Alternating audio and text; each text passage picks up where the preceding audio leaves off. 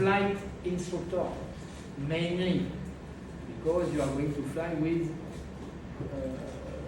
pilots without any hours on helicopter, only on fixed wings, I think so. Yeah. So it's a little bit different, okay? So we will try to give you more advices to help you for this new job for you, okay? Because you have a mix of course, you have to teach them the type rating of the EC-135, of course. But first, you have to teach them to become a pilot on helicopter, okay? So it's a mix of type rating instructor and flight instructor, okay for that? So all the exercises are like this. On the left, the technique. In the middle, avoid what you have to avoid to do, okay? It's why it's in red, okay? Avoid red. Don't do it. And the last column, the right one, is additional hints for the student instructor. Hints, you understand hints, what is it? No. Hints is help. And these tricks, we can give you some It's an experienced pilot. Maybe advice, something like that. I try to. It is in this is, I don't know if we can say it in English, but anyway, it's the advices to make it better, safer, and more efficient. And avoid doesn't mean that it's very dangerous. No, avoid means these are the common mistakes we will have to deal with.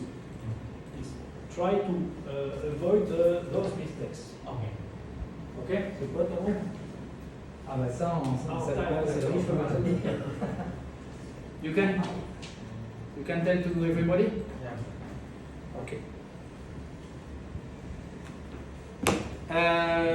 So, over maneuver. Perform pre-flight, pre-takeoff check, monitor mass moment while lifting off to overweight, 4 feet. So you remember, don't hesitate when you go in hovering in collective, and when you feel the helicopter is going up, go on to join 4 feet. Because some of you, sometimes you are staying at 1 feet, 2 feet, and after climbing step by step. No. When you feel the helicopter up, 4 feet. Okay? Perform takeoff check. So master list, blue line, 0.5 below blue line, and RPM. Land back preferred with FTR. So we can discuss, I think, all the day about the using of the FTR for takeoff and landing. Maybe I don't know how Florian does this takeoff and landing. Me, when I'm taking off, I push on the FTR, taking off, and when I find the good position, like this. But you can do it without and after push. So technically, you don't need to push because we are normally not. Trim, okay? But the follow-up trim is slow because trim are quite slow. So there is no rule for the takeoff. There is a rule for the landing because during the landing there is a real need to reset the first memories. But during takeoff, technically you can lift off without pushing first memories because as soon as you will exceed 27 on the Pratt and 22 collective level position, percentage of collective level position, the autopilot will become active, is on standby below, and then he will start following on the hands on the control and the switch on the trim. As soon as he feels that there is a misalignment of the string on the trim, the autopilot will use the engine to recenter it. So technically you lift off, you just can fly through and the autopilot will follow you. Some of us are a little bit more sensitive to this effort, they don't like it, so you press first and it's really up to you for the lift. For the touchdown, it's different because, again, on the touchdown, you have the attitude hold, so the job of the autopilot is to keep this attitude constant. So So when you touch down, suddenly you change from a position which is 6 degrees nose up to a position which is 3 degrees nose up. So the autopilot will try to bring you back to 6 degrees if you don't press on first release, okay? That's why if you do it very gently and very slowly without pushing on the first release, you will see the mass moment will increase because the SEMA are trying to bring you back to 6 degrees, okay? That's why when you touch down, it's very important to bring the skid on the ground, push first release, bring the full skid on the ground, then you recenter and you release. And then nothing happens anymore because the attitude will not change anymore, so the autopilot will not try to move it, and then you can lower collective until you are below 22 CLP, and then the autopilot goes to standby. Okay, so you repeat it several times. Forward, after, left, right, overflight. Okay.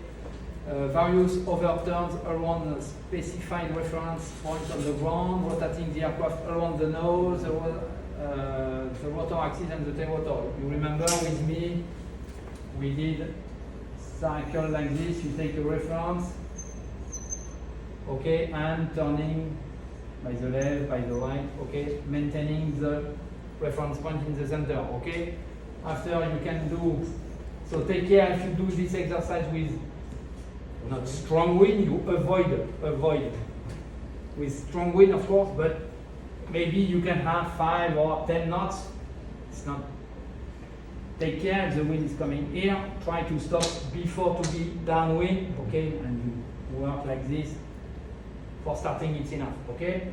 The purpose of this exercise is to make a constant turn, constant speed, constant height, and always facing to the spot.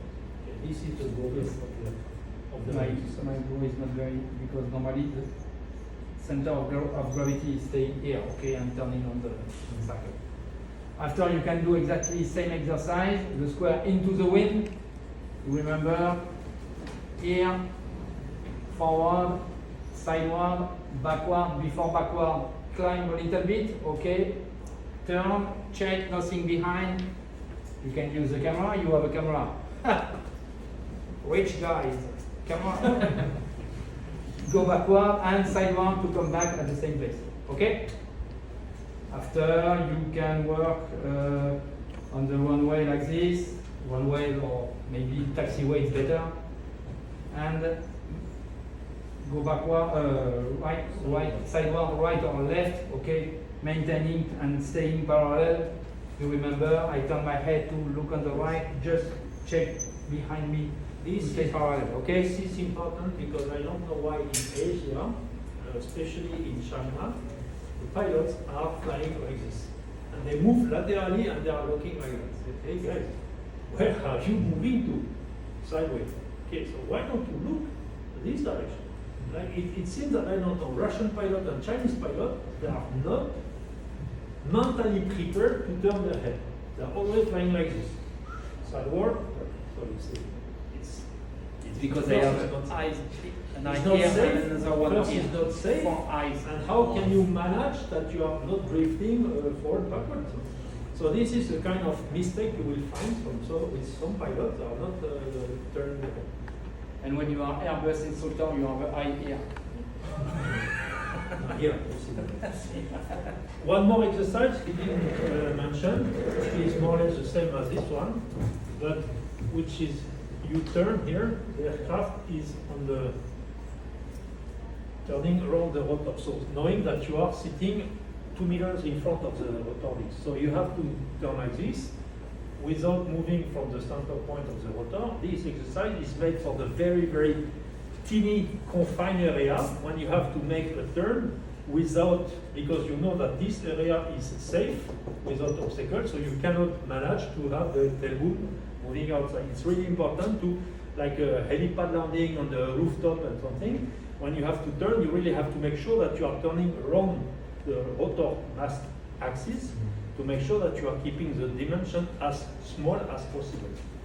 This is more that you have an obstacle here and you have to fly around the obstacle, so constant distance, constant thing, because you know that all this area here is safe, but not this one. So that's why it's kind of exercises that your pilot will use on the future when they have to really make a half U-turn on the specific area, very, very small.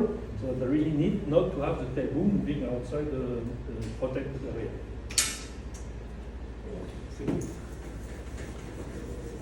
Okay, so avoid any forward and afterward or lateral of turning movement of aircraft, helicopter before performing overcheck. Okay? Raining. Wrong over. So avoid wrong overhead, so too high or too low. Try to stay around 4 feet, 5 feet. Okay? Just one question. Do we know why the hover is 4 feet on the 135? Performance. Huh? I think about performance chart. Calculate. Yes. It's written on the chapter 4, not on chapter 5, performance, no, chapter 2, limitation. Chapter 4 is usage of the aircraft. It's written hover is at 4 feet. If you check the 145 C2, it's 3 feet. If you take the Super Puma, maybe it's 5, 6 feet. So this height is not given like this, okay, today we put 5. No. This height has an explanation. The flight test, they are checking what is the height where you have to do the performance for the hover and everything. And this height allows the aircraft to take off in clear airport without adding any power. So when you have the high velocity line, the power curve of the aircraft, you remember, we have something like this, coming up here. And here we have in-ground effect. Here we have out-ground effect. And to go from here to here, and here is out-of-ground effect is like this actually. And here we have just a small, it's not much lower actually. This is coming like this. And this one is like that. Just a little bit higher than in-ground effect. Because you need a little bit of power for the transition lift. Okay? And what they do during the flight test process, campaign, they put an aircraft at the maximum takeoff weight, and they check at which height you can take off without adding power. So what's going on? Aircraft is starting moving forward, he will descend, and then more he speeds up, less power he needs, and then he can speed up without adding power. So these 4 feet here are allowing the aircraft during takeoff to have the skid just close to the ground without touching the ground while you take off. Okay? So this is really, if you can hover at 4 feet with the power you have, you can take off. Okay? So this value is not just, okay, it's 3-4 feet. No, it's 4 feet because of this. The 145 C2 is 3 feet, the 145 D2, the same aircraft, is 4 feet. So it depends on the rotor, it depends on the weight, it depends on many things. Okay?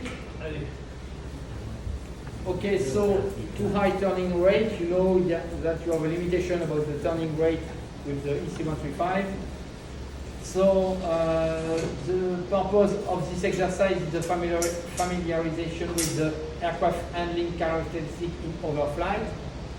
The touchdown point perceived the height of the touchdown, okay, to give the sensation, okay, of the height of the helicopter, and take care of the max overturn rate.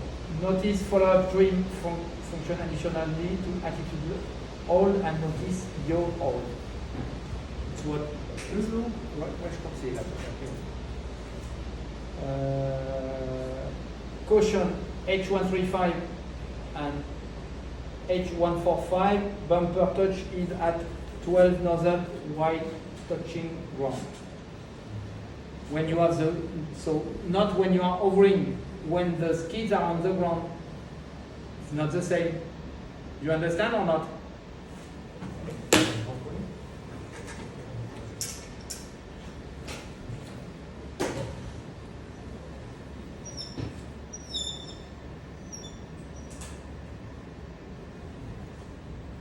When you see 0 at the radio height, radio altimeter, At here you have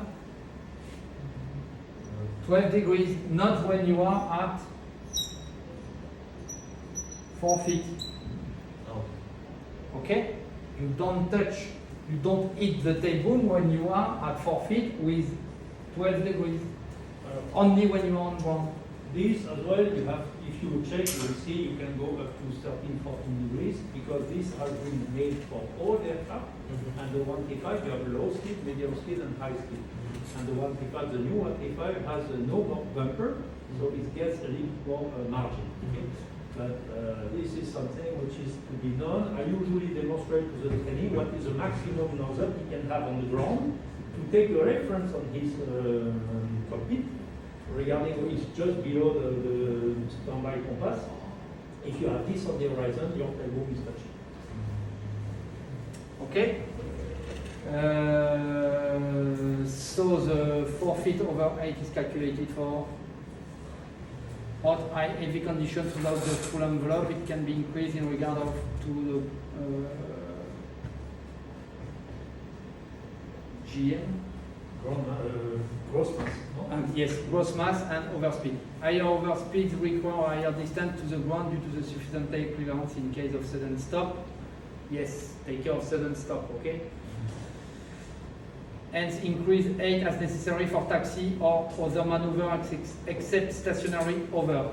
Respect 10-10 rule, maximum 10 degrees, not at below 10 feet above ground level. We have a rule of the thumb in Germany, 10 degrees, 10 feet, 20 degrees, 20 feet, 20 degrees, 30 feet, 30 degrees. There is no mathematics behind it, just an easy rule to remember. And what he said, depending on your speed, you need to have an increased clearance. So if one day you have to qualify guy coming from, I don't know, Dolphin or Super Puma, in France product, we do a takeoff horizontally. The aircraft remains constant height until you reach the decision, okay? We do something different. We go from 4 feet and the decision is 15 feet, 20 feet, depending on the aircraft. So it means that we have a slightly climbing fly path, because if you have to stop, we have the tailboom to be careful with, so we have to, and then you lose engine, so aircraft will descend. The Super Puma, the Dolphin, and all those French aircraft, they don't care, they have wheels. So if you have a problem, just bring level, make a running landing, and you don't care too much about the tailboom, because then you will stop the aircraft with the brakes. So that's why we have a, don't be surprised if you fly with the Super Puma guys, they will give you a horizontal acceleration, which is not proper acceleration for our aircraft because of the tailboom. Ouais, entre nous, le seul truc qui me gêne dans leur règle de 10 pieds 10 degrés, c'est que c'était déjà ça pour le T2 et on a gagné 60 cm de Oui, justement, mais je pense que c'est un truc. Mais si je peux le montrer, s'ils veulent, je peux leur montrer le maximum qu'ils peuvent avoir en touche avec la caméra. Ça t'as largement de la marque. Oui, mais c'est pas plus mal qu'il soit. Oui, mais enfin bon, à 10 degrés, tu l'arrêtes pas la machine, tu l'arrêtes pas toujours bien. En fonction du central, ça peut être compliqué, mais à 10 degrés, tu mets jusqu'à 15 degrés, 10 pieds, tu mets 15 degrés, ça passe. Ah oui, d'accord. Okay, we go on, guys. So lift to over can be done with or without decreasing FTR. We discuss with Florian. Prefer turning direction to the left, okay, because you need power. So if you have to stop very quickly, you need right foot and you need less power. It means that you will not have overtorque, okay? The principle is if you can turn, you can stop. But if you go on the opposite direction, it's not because you can turn that you can stop. Yes. Because when we start by decreasing the power, if you need to stop, maybe you won't have it. When you turn on the rotation of the rotor, maybe you cannot turn, but if you cannot turn, you can be sure that you can stop. That's why we prefer that direction. Okay, ring out of ground effect. So take aircraft into outbound effect at safe 8, 100 ground or higher accordingly height and velocity diagram. Okay, so check before. Normally, 2 guys inside, it should be not a problem.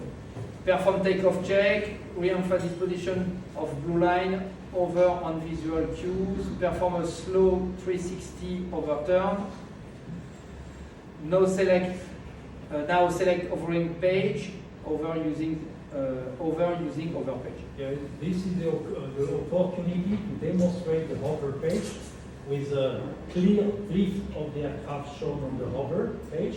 Otherwise, the guy will never ever select it. So it's the best moment that we can use it just to show, okay, look here, we are drifting laterally, so the aircraft is not anymore on the center of the circle. If training capabilities permit over using GTCH, maybe not for starting, of course, but later in the mission. Okay. Avoid vertical descent, fast turning rate, or the same. When avoid vertical descent, it means yes, you can descend, but you have to descend very slowly. Of course, if you need to descend very slowly. The all rate of climb and descent vertically has been defined on the flight manual is 300 feet per minute. We see and you can demonstrate easily why. If you don't have too much wind, if you have less than 7 or 8 knots of wind, I always demonstrate it. You go to 100 feet, and then you let the aircraft descend at 300 feet per minute, and you don't touch the collective. Of course, you have your hand ready because of the problem, and you will see the aircraft will descend, will stop, and climb again. So you have no need of additional power to stop your aircraft. That's why this value has been defined by the flight test department, because it's a value. If you can descend with 300 feet, you have, even if you are single engine, your maximum, you can stop your aircraft. You will have to lower the collective when you reach the ground to touchdown. If you exceed 400, it still work, but it depends on your weight. And above 600, it will not stop.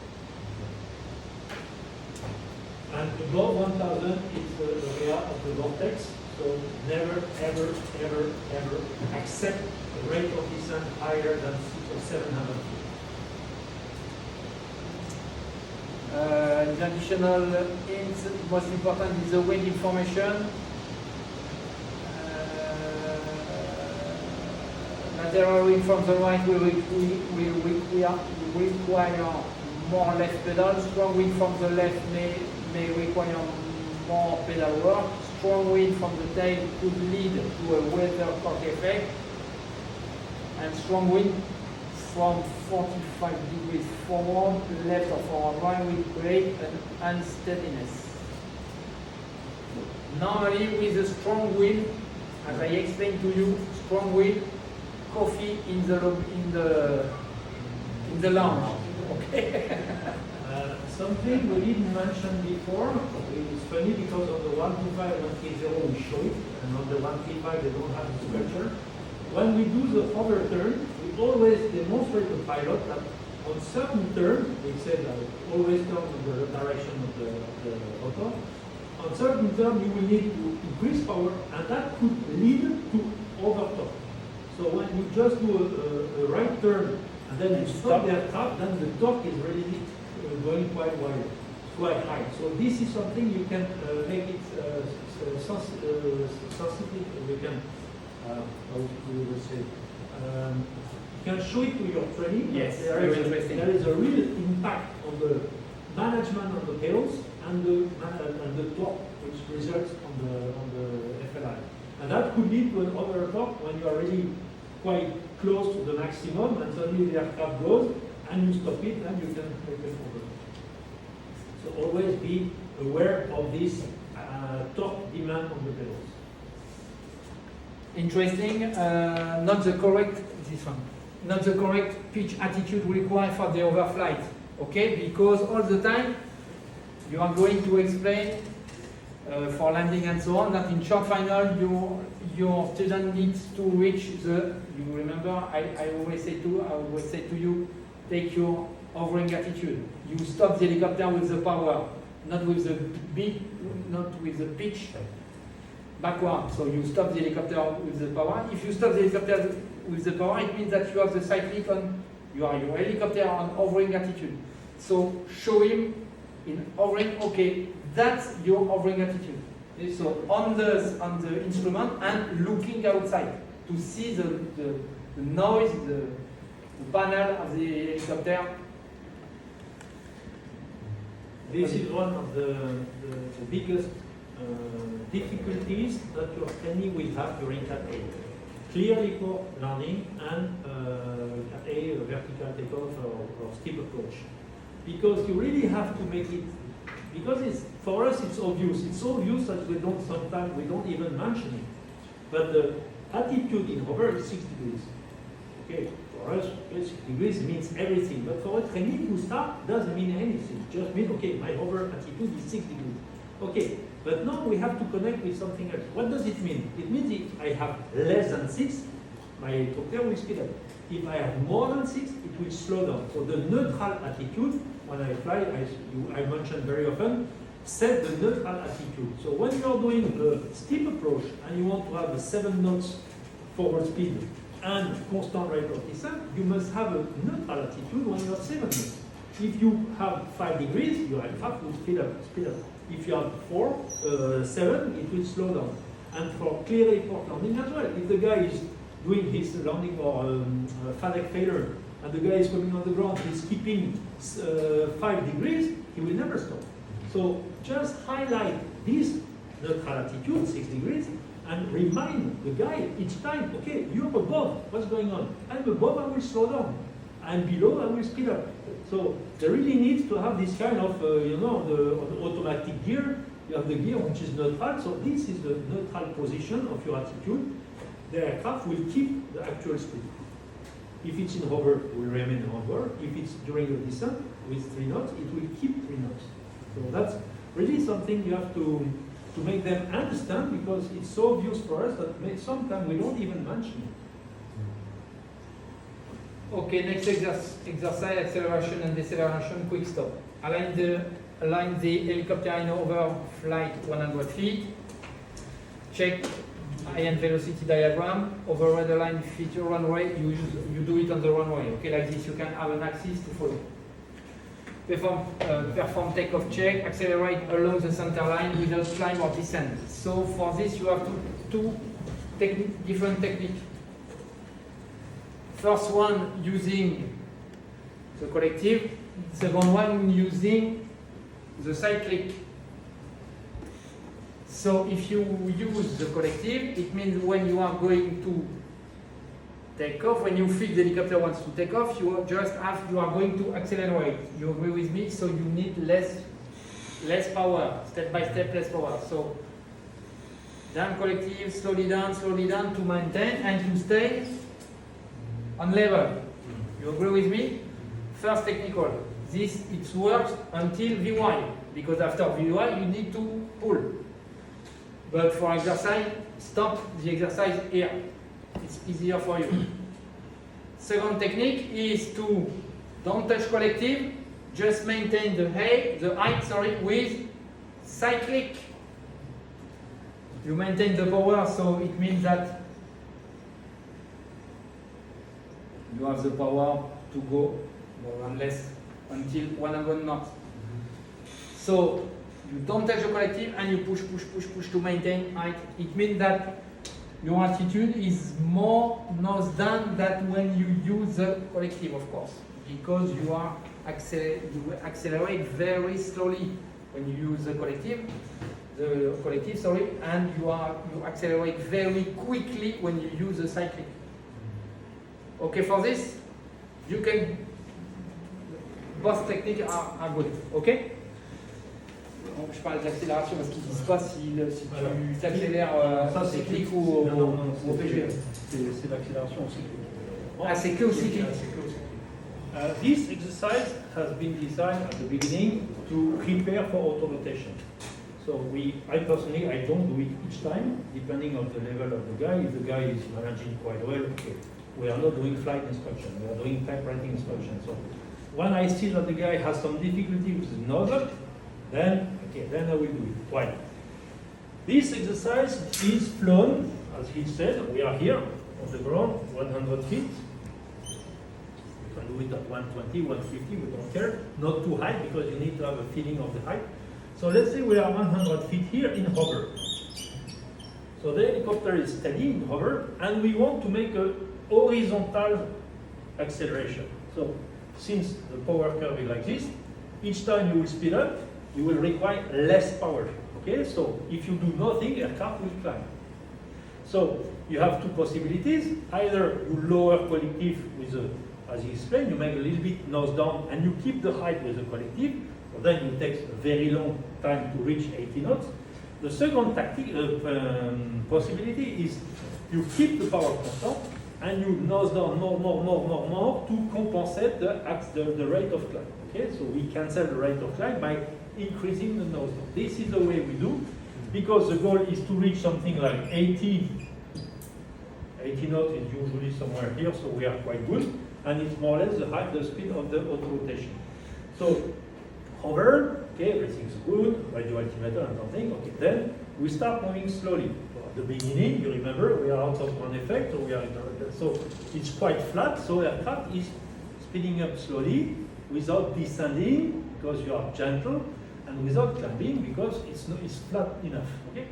Then you start reaching this area. So now you have to feel when the aircraft have an excess of power, so you nose down progressively to compensate the rate of climb, so you speed up quite well.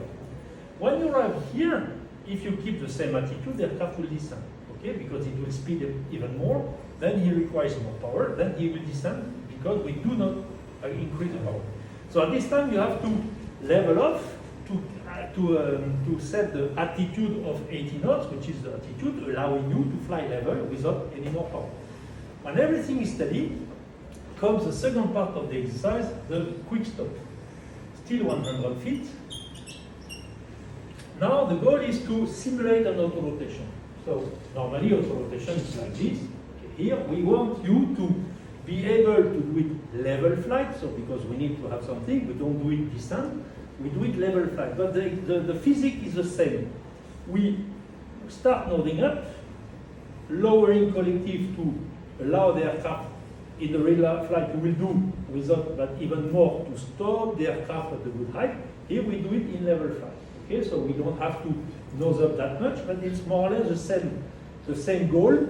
We lower collective, we nose up to maintain the rotor speed within limit, and we adopt a trajectory which is quite horizontal, which allows us during auto rotation to do the same to reach these positions. And now this is the first part, is to nose up slowly, more and more, to have this deceleration in level flight until you feel that your flare loses efficiency. Then you will feel suddenly that your flare is reaching the limit of the power it's giving you, and then you start feeling that the aircraft start to descend. That's why at this point we start applying power, keeping the nose up, applying power until the aircraft is almost stopped, and then you level off and you adopt the power you need to remain in hover.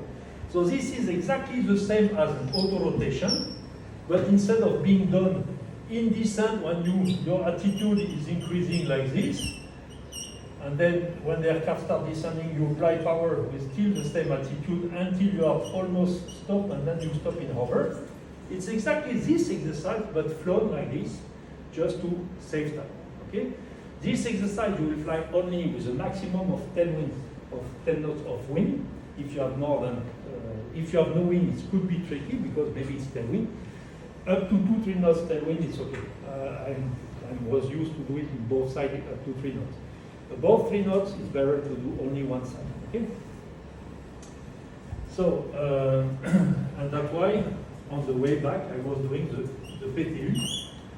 So because here you are going into the wind, so the wind is blowing like this. When you are here, you are finished. If you have more than 5 minutes, you cannot do it on the opposite direction. So you do it again, the acceleration, then you make the reposition here, and here you can do what we call the U-turn stop. So it's exactly the same, but without flare. It's just lower quality a little bit more gently, turn 10-15 degrees, and make the deceleration in turn until you reach 100 feet stop. So this is as well another exercise you can top up on this one, which is not part of the program, but makes again some coordination and sensitivity of the aircraft. Okay. But this exercise was designed for the repetition of the flare and the feeling. The most important is the feeling of the loss of efficiency of your flare. And suddenly your flare is not producing any more power, enough power, and then you feel the aircraft start descending. That's the goal, to know when you have to pull collective.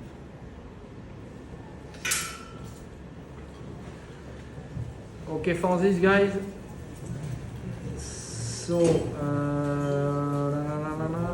aircraft has the tendency to drift towards the advanced. Okay, you can read it. Consider to demonstrate the yaw-hold function and its limits by flying these maneuvers without pedal control. For demonstration, the quick stop, increased control coordination skills, demonstrate engine response, essentially same technique as for acceleration, deceleration, but more accentuated. Observe desynchronization line. Tu fais désynchronisier, toi? No, when they say observe the synchronization line, is to show that if you are way below the white line, then there is a risk of overspeeding. And just to start as well, it's an exercise which was done for auto rotation, just to start sensibilizing your trainee to the risk of overspeed, underspeed, the position of the white line. So just to show him, look, if you go way below the white line, then there is a risk during your nose up to have an overspeed. Okay, so this is just to make him sensitive to this parameter. Okay, normal takeoff, so 4 feet, perform takeoff check, cyclic forward approximately minus 5 degrees, and simultaneous add 0.51 FLI.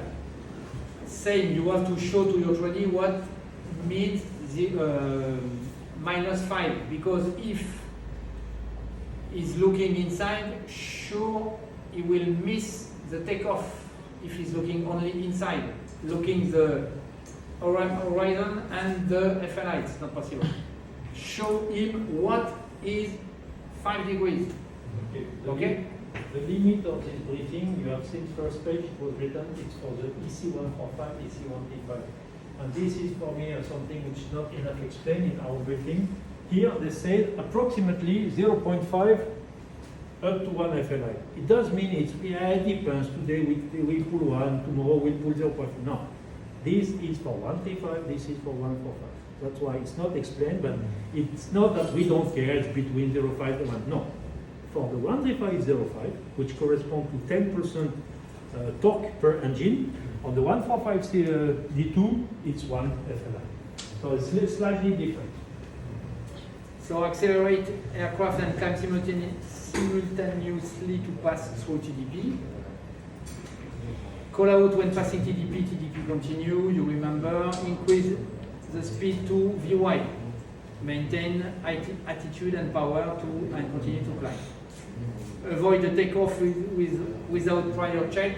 Don't forget to perform the check before takeoff, okay? Too rapid acceleration, it means don't push too much on the cyclic, not too much nose down. Any lateral drift during acceleration, it means don't take off like this or like this. So look outside, maintain the axis on the ground using the line on the runway. Reducing power too early. Yes, when you are taking off, you maintain the power. You don't have to reduce the power. And exceeding takeoff power. Okay? Alors, the usual mistake. And you will recognize yourself in some of them because I already mentioned it. The usual mistake is the guys are applying power before nose down. This is the first one you will see. The guy will be in hover. They will pull power, then nose down. What's going on? Aircraft will go inside the high velocity diagram with no speed and then speed up. So this is okay for night takeoff, but not for day takeoff. Night takeoff, we have to focus on the obstacles, so we accept to be in the high velocity diagram. Day takeoff, we have obstacles inside, so we focus on the high velocity. So the first point is -5. Okay, when you have -5, then you apply 0.5 FLI. So the first mistake is the synchronization. First power, then the thing. So this is the first one. The second one is they will not compensate on the pedals. So the aircraft will yaw, okay? So this is something you have to be focused on. The third one is not enough. Most of you guys are going to -1 when you are going well, otherwise is 0. So when we say -5, it's not -5 relative to +6. We are not going from +6 to +1 by doing -5. We are going -5 absolute, means from +6 to -5, 11 degrees nose down change, okay? So this as well can be a misunderstanding. If you tell the guy, you push -5, maybe 6 -5, 1, so maybe that could be a reason, okay? You have to be clear, -5 means absolute, okay? So this is the third mistake you will find, and if you look at your takeoff, most of you are not going to -5, except one of you. The fourth mistake is what he mentioned here, the collective reducing. Guys, I already told him to, I don't remember who, you are taking off. The goal is to speed up and to climb. So if we end up with less power during takeoff than when we had in hover, technically there is a problem. Okay, so we are a little bit pulling. Sometimes when I'm lucky, you are pulling. When I'm not lucky, you are even not pulling. And as soon as we start speeding up, you lower collective. Okay, and fine. But if you have an OEI, for sure you will not reach the reject distance if you do like this. You have to know that the flight test, the job of the test pilot is to provide for the commercial guys the best numbers. So if Augusta is able to take off Cat A in 350 meters, we have to provide charts where we can as well take off within 320 to be better than Augusta or Leonardo or Bell or whoever. So the takeoff has been defined by flight test to respect the best acceleration profile and the shortest distance, because shortest distance to take off is as well the shortest distance to reject. Means you can operate this aircraft maybe in some airport where the bell is too long. It's not, it doesn't have the good parameters, so you cannot operate because you need more distance that you have. So if you, instead of going -5, you go -2, and instead of +0.5, you do +0.3, you will take off. That's not the problem. But instead of using 250 meters, you will use 350 meters. And then if you have the failure just before, then you will need again 300 meters. So instead of saying, okay, 350 I can do it because I can recheck, yes, if you do what is written on the book, -5 +0.5, okay? If you have 1,000 meters of runway, you say, okay, I don't care, I don't want to stress the engine, I do it gently, it's your problem. The problem is you will get used to do this. And the day you have a Cat A, you just have the parameters and you really have the max takeoff weight and the temperature and everything, and you have an engine failure, you will not do it. And you are training your trainee to be able to face it. So you have to demonstrate -5 +0.5. Okay, normal landing, perform landing check, start the descent at the key point, VY is 300 feet. Don't take this in account, it's for type rating instructor. For you, start higher than 300 feet, it's not enough for an initial pilot. And key point is not on the flight manual, it's a training point which has been defined on the training academy to give you the reference of the glide. But don't look for the key point on the flight manual, it doesn't exist. Then descent through the LDP, so LDP landing, rate of descent between 3 and 50, and 300, sorry, and 500, okay. And the objective for the 135, 50 feet and 40 knots. Nozzle to reduce the speed. When approaching the ground effect, 10 feet ground, reduce rate of descent and speed to arrive in hover. Okay. On va jamais y arriver. Ouais, je sais. We'll not make it. We want me to Là, on est là exercise. demain matin là. Okay, doesn't matter. Okay, so yeah, so the approach. The approach. Remember, 80 feet, 40 knots. Then 40 knots, 50 feet. You keep it. And if you read closely here, when approaching the ground effect, then apply power to reduce the rate of descent. What does it mean? This is the runway. I'm descending here, 40 feet, 80 knots. So So I have just to modify a little bit my altitude because I've been slowing down from 60 to 50 to 40. So here I just have to push a little bit, otherwise the speed will continue to reduce until I have 50 feet. Then I can let the aircraft descend, a little bit nose up to start the speed reduction, so nose up, a little bit power reduction, otherwise the flare will stop at 50 feet. And you have to bring the aircraft close to the ground with 10 degrees, 10 feet, and then you apply power. Or you can go to 12, 15 feet if you want, at 10 feet, no problem, to stop your aircraft. But I don't want to see an aircraft doing like this, constant speed reduction to end up in hover. No, the goal is to go up to the ground effect, and when you have the ground effect, to slow down. So remember, it is not necessary, I said many times, it's not necessary to terminate at a certain point, rather to a certain area. The objective is to finish.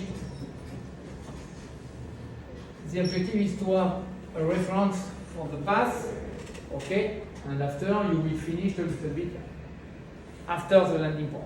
Not the landing point, the reference point, okay? If you have, I don't know, maybe 15 knots or 20 knots, you will finish here. Depend, okay? So what is very important for you is to tell to your student, okay, you maintain the path using this point, the threshold, the white mark, up to you. Like this, you can check if it's maintaining the path or not, okay? But if you will finish after. You will finish after. Yeah, there is no handing point on the speed report approach. Exactly. Speed report approach, you have 300 meters, you stop, you don't even know where you stop.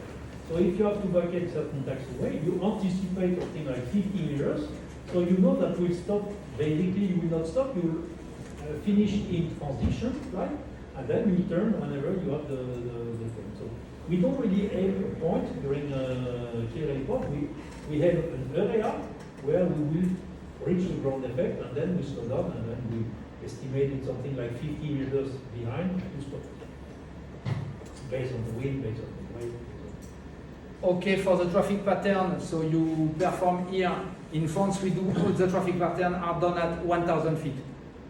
Here, in your base, you are flying at 600 feet or 500 feet above ground level. So you climb VY traffic pattern, so not very complicated. In downwind, normally we take 100 knots, but if you want to take 80, it's not a problem. On base, you decelerate to VY. Okay, objective is to finish in the axis of the runway, so it means that you take a reference on the ground. You are here. And you try to find a reference on the ground to turn and to be immediately in the axis, okay? To avoid to be like this and to come back and so on. Okay, take your time, and when you are on the path, come like this with parameters, and when you are on the path, one hand, 3 fingers, 2 fingers, up to you, start to descend. Because the problem, as I explained, the problem of the one hand is the seat on the 135, you can move the position up and down. So with skis like this, and me, I'm completely down. So we don't have the same reference, of course. So you have to check with your trainee what is the position of the seat and take care you will have the same position all the time. Because if you change the position, the height of the seat, of course, the reference will change. Maybe you will need 2 fingers, 3, 5, 0. So take care of this, really, take care of this.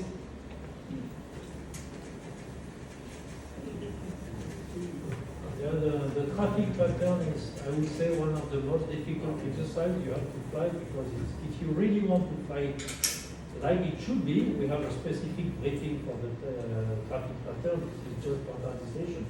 So if we have time one day, I will show you the real briefing of the traffic pattern. It's really quite tricky to fly.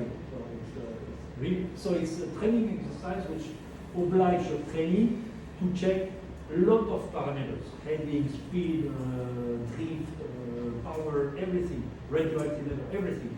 So this is a very good exercise to discover the cockpit and the aircraft and the reaction of that. So that's why it's really, I think it's a very good exercise, but it's not so easy. It looks too easy, but it's definitely not. In front, the traffic pattern is the end of the first part of the training, of the elementary training, okay? Because you have all the exercise you learned before: take off, hovering, Turns. take off, climb, turning, turns, Anticipation, turns. change speed, and so on. And it's like a puzzle. You know puzzle? You know what is it? Puzzle? No?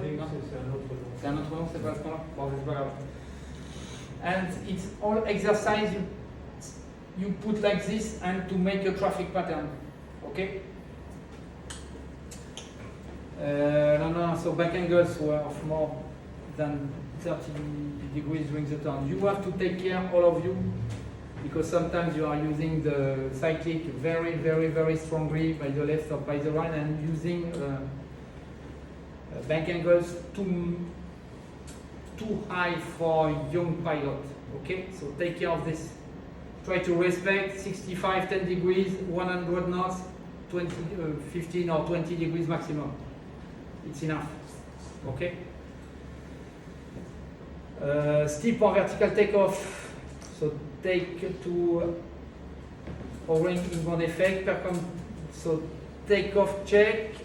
INR on the 135.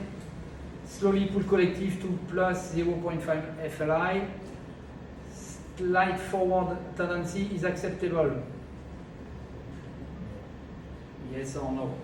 I think the best is to stay in the same place, okay? Especially after when you are going to fly in confined area, if you have a tree, you cannot acceptable to go forward, of course. You usually ask your trainee to take a reference in front. Yes, and on the right side, on the left, wherever it's the most convenient. And then he must climb with 300 feet per minute without any drift. So the reference you have on the right is to know if you are moving forward or backward. The one you have on the front is to know if you are moving sideward. Okay? So you're always checking front, right during all the climb. Okay? And sometimes the radio altimeter to know when you have reached the decision you want. The problem, I completely agree with Florian, of course, but the problem when you have young pilots, when you perform vertical takeoff, if they have to turn the head, normally the cycling is going with the head. So you have to check this, okay? So this, forget this sentence. Avoid reversing collective inputs when setting the takeoff power. Reversing collective inputs when setting the takeoff power. Exceeding takeoff power, of course. Short demo of limit boom is acceptable. Any lateral or after tendency, use hovering page or GTC mode. Any forward tendency if there is no safe emergency landing area in front. Of course, when you start hovering with your guys, you don't use the GTCH. You imagine. Using max takeoff power is to be demonstrated on. Yes, it would be interesting, of course. Avoid climb with max power since an engine failure during max vertical acceleration is difficult to handle. A reasonable, well-controlled climb rate is 350, 500, sorry, is sufficient. Because after, when you will take off on VTOL, you will use this rate of climb. If the margin between overpower and all engine operative limit is less than 0.5 FLI, vertical takeoff without wing is not recommended. Without wind, into the wind, of course, not downwind. Use forward and right side reference point. or hovering page. The problem if you are taking off looking inside hovering page, it's better to look outside and to have a reference outside in front of you and on the right.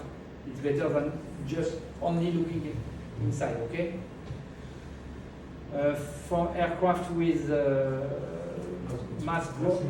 maximum gross mass, thank you, use the collective beam trim may be beneficial. I try to do it with you sometimes. You remember when I told you, try to use the beam trim for takeoff to maintain a rate of climb, a regular rate of climb, because you are always searching the good rate of climb. And the speed of the trim is a perfect one on your fly power for the vertical takeoff, and it's quite easy to remember something like 1 second beat. So then you will have the power 10% you need, and then the aircraft is coming further. I noticed that most of you are not using the force trim release. You're always trying the collective against the spring and the friction. So for me, it's not the good way. So I hope we will not teach you that way in your trainees. And especially for vertical takeoff, it's not precise at all because we are going against the spring, there is a friction. So when you release, it's never stay where you left it. It's always decreasing or increasing a little bit depending on the motion you have implemented. So honestly, I would suggest that you get use of using the force trim release, but for this specific exercise, the trim, 1 second up is the best way to, the speed of increasement is perfect, and the amount is more or less always the same. And then you just readjust with 1 or 2 small push to make it all the way. For the steep approach, perform pre-landing check, start at 300 feet, 40 knots. You remember, I give you these key points on steep approach because, as I explained, for young pilot, it's too quick to start too fast, too quick to start the approach. Okay, so start at 500 or 600, and after start to descend and try to reach the key point at 40 knots. And 300 feet. And when the corner of the funnel is arriving on the landing point, go on and reduce to 20 knots. Okay? You remember this? Because if you start only at 300, it's too complicated for a young pilot. Le tour de piste.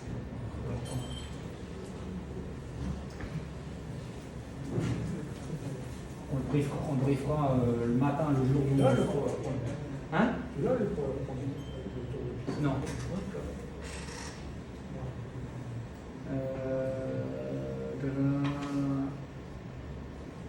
Is it okay for this? You remember? Yes? Everybody is okay? Okay, we go on. So avoid rate of descent more than 500 feet. Okay? So, as explained Florian a few minutes ago, with rate of descent around 300 feet minutes, you should come to inboard effect without pulling additional collective. Without wing. It's not written, but if you have more than 10 minutes of wing, your downwash is already behind, and you have no more cushioning effect with the air pillow underneath the rotor disc. It's something which makes sense, but it's not written here. So you must be still before transition lift. So you will still have your downwash going vertically underneath the aircraft. If you have done the transition lift, the downwash will be behind and you have no more RPO underneath the rotors. Precision, we have all engine operative. Okay? Don't do that. Don't make the demonstration on OEI with 1 engine operative, okay? 1 engine inoperative, sorry. Okay, don't make a mix. We have 2 engines. If you want to show to your trainee, okay, look, I don't touch the collective. We arrive 300 feet per minute and look, stopping, no need to add the power, but you have 2 engines running, okay? VH, okay, not very important. You just to check the max level speed you can do. Very important. VNE. So establish level flight with VH, start descent to gently increase speed to determine VNE. For recovery from your VNE, reduce collective setting, then easy cyclic after smoothly to reduce the speed. So you don't stop your VNE pulling like a strong guy backward the cyclic, okay? Avoid this. So you have an easy way to demonstrate the VNE. I don't know if you see it here. So it's quite surprising for an instructor to demonstrate something which is written on the flight manual, do not exceed its speed. So I always had a problem with that when I was in Germany.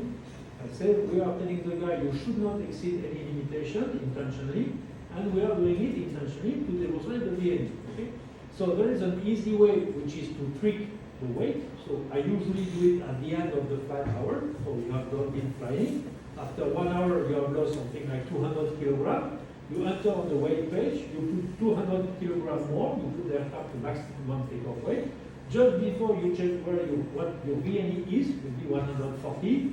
You check it, you have 125. Okay, you do it at 130. You are still out of the real VNE, but you have all the demonstration like you do. This is the first solution. The second one I found out, and I use now is decoupling the autopilot. So right away you have the VNE autopilot off, which is 120, and it's as well a good reminder because you have all the same details, everything is the same, and moreover you have to keep in mind the side effect when you lower collective. So it obliges the pilot to lower gently the collective and to lower gently the cyclic. So it's as well the solution you may have to demonstrate the maximum speed audio warning without being out of the envelope. Okay? So you can see it's written here, before starting the procedure, set higher weight to obtain lower VNE, exactly what Florian said a few minutes ago. Okay? It's okay, Paul? Okay. Sure? Everybody is okay? Understand? Be careful because VNE is not just something forbidden just to disturb you. VNE can have some side effects. If you really reach a VNE, you may have a real big travel, and it's not something which is bullshit. No, it's really a limitation that you should. We have margin between the VNE written on the book and the one which has been demonstrated by the test pilot.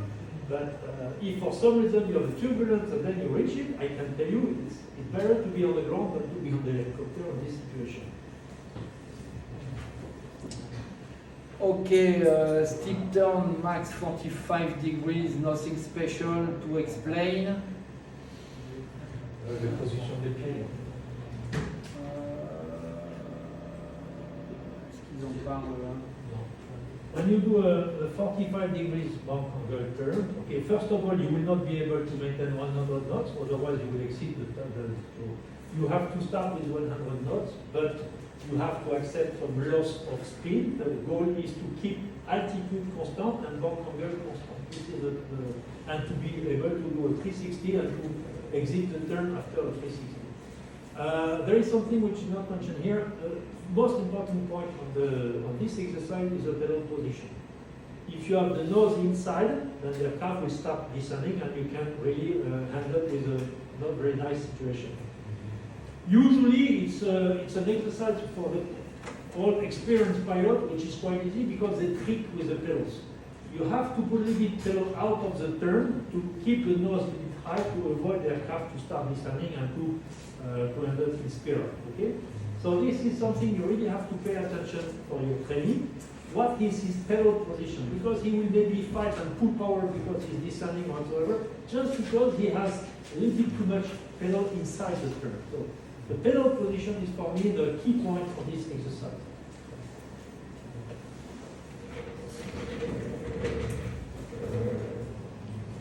Okay, characteristic of the Ingles.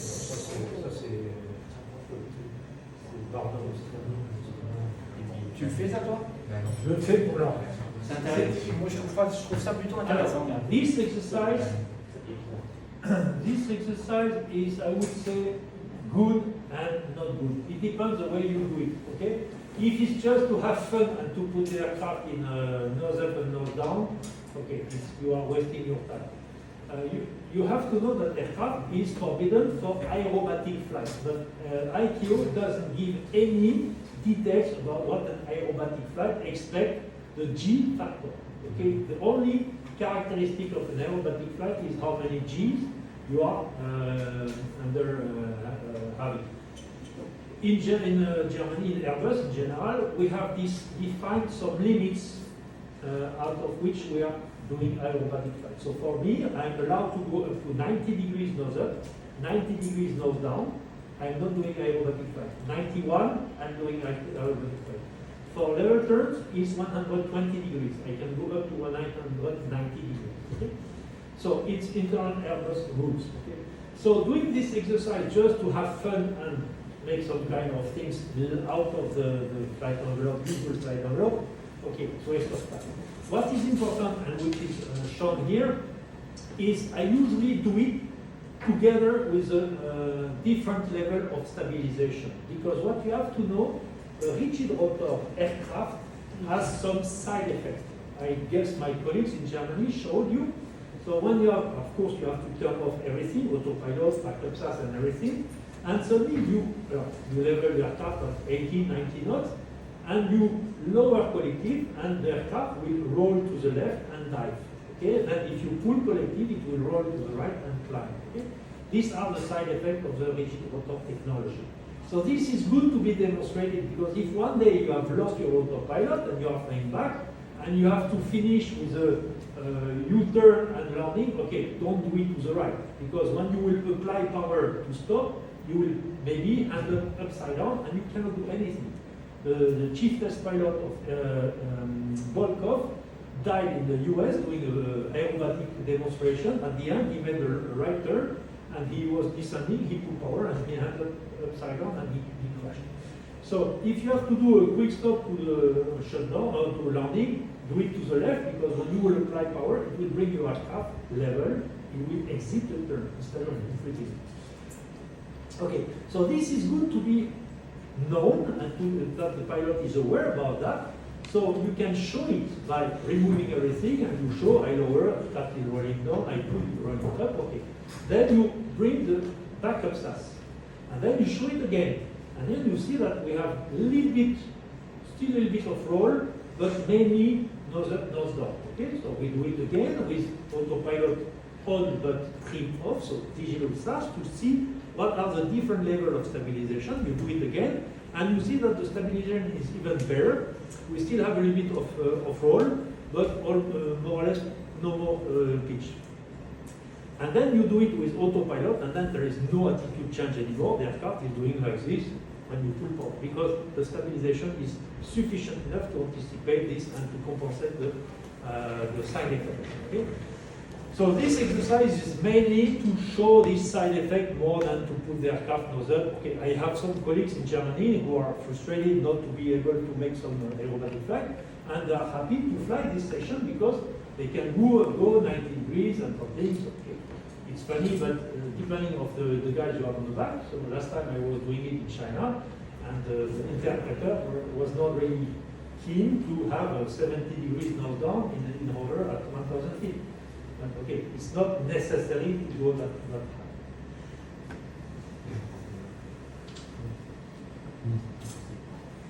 Is it okay? We go on OEI procedure. So generalities, when, là tu vas pouvoir expliquer Florian parce que moi je découvre. When activating, deactivating training mode, check frequency on GTN2 as a frequency change might be possible accidentally and set same frequency on standby. Ah ouais. Alors, you can have an issue on the GTN on the 750. The 750 is a touchscreen. Okay, and you remember, maybe I should take the. We have a panel, 155 from there. I go back. The frequency